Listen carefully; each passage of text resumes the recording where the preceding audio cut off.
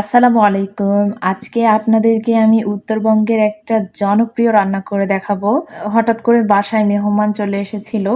এইজন্যেই আসলে এই রেসিপিটা করা। দেখতে পাচ্ছেন অনেকগুলো ডিম সিদ্ধ করে নিয়েছি। আর অপর পাশেই আমি দিয়ে দিয়েছিলাম অনেকগুলো আলু সিদ্ধ করতে। আর আলুগুলোকে এক এক করে ছিলে নিচ্ছি। আলুগুলোকে ম্যাশ করে নিতে হবে। মানে যেভাবে আমরা আলুর ভর্তা করি ঠিক ওইভাবেই গলিয়ে নিতে হবে। আমি আলুগুলোকে পুরোপুরি গলিয়ে নিচ্ছি না, কিছুটা দানাদার রেখেছি। প্রথমে এই কড়াইয়ের মধ্যে আমি দিয়ে দিচ্ছি রান্নার তেল, তার মধ্যে দিয়ে দিব কেটে রাখা পেঁয়াজ, গরম মশলা, এলাচ, দারচিনি, তারপরে হচ্ছে যা যা আছে গরম মশলার মধ্যে একটু অল্প অল্প করে সবগুলো দিয়ে কয়েকটা গোটা কাঁচামরিচ মাঝখান থেকে ফাটিয়ে দিয়ে দিলাম, দেখতেই পাচ্ছেন। তারপরে দিয়ে দিচ্ছি ১ চামচ ভর্তি করে আদা রসুন পেস্ট। আদা রসুনটাকে হালকা ভেজে নিয়ে দিয়ে দিচ্ছি একটু পানি। পানিটা দিয়েই দিয়ে দিচ্ছি র‍্যান্ডম যে মশলাগুলো আছে, হলুদের গুঁড়া, মরিচের গুঁড়া, এই মশলাগুলো দিয়ে দিয়েছি। তেজপাতা দিয়ে দিয়েছিলাম অফ ক্যামেরার মধ্যে, আমি দেখাতে পারিনি।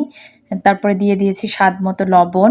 এইবার আলুগুলোর মধ্যে কিছুটা পানি দিয়ে, যেহেতু আলুগুলো খুবই শুকনা, এগুলো যদি আমি এখন মশলার মধ্যে দিই খুব তাড়াতাড়ি পুড়ে যাবে। এইজন্যে হচ্ছে আলুগুলোকে আমি সামান্য পানি দিয়ে নরম করে নিয়ে আলুগুলোকে আমি সুন্দরভাবে মশলার সাথে একবারে মিক্স করে দিচ্ছি। যেহেতু আলুগুলো পুরোপুরি কুকড, ভালো করে মশলাটা কষিয়ে নিয়ে আলুগুলো ঢেলে দিলেই হয়। আলুটা কিছুটা নেড়েচেড়ে আমি এর মধ্যে পরিমাণ মতো পানি দিয়ে দিচ্ছি। আলুতে একটু পানিটা বেশি দিয়ে দিয়েছি, কারণ ঠান্ডা হলে আলুর তরকারি অনেকটাই শুকিয়ে যায়। আলুগুলো একপাশে হতে থাক, আর অন্যদিকে আমি হচ্ছে তেলের মধ্যে কিছুটা লবণ আর হলুদ দিয়ে ডিমগুলোকে লাল লাল করে ভেজে নিচ্ছি। আমি ডিমগুলোকে একেবারে হাই হিটেই ভেজে নিয়েছি লাল লাল করে।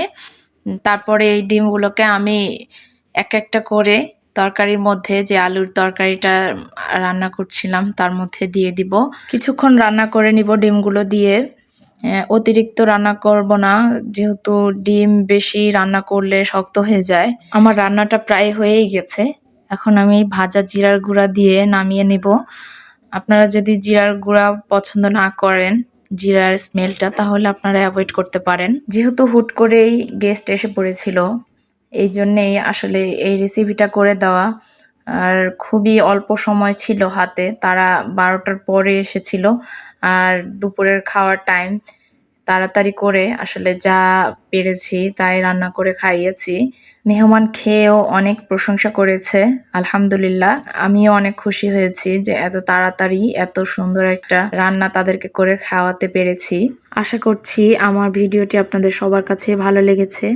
ভালো লেগে থাকলে অবশ্যই একটু লাইক, কমেন্ট করে আমাকে উৎসাহ দিবেন। আসসালামু আলাইকুম।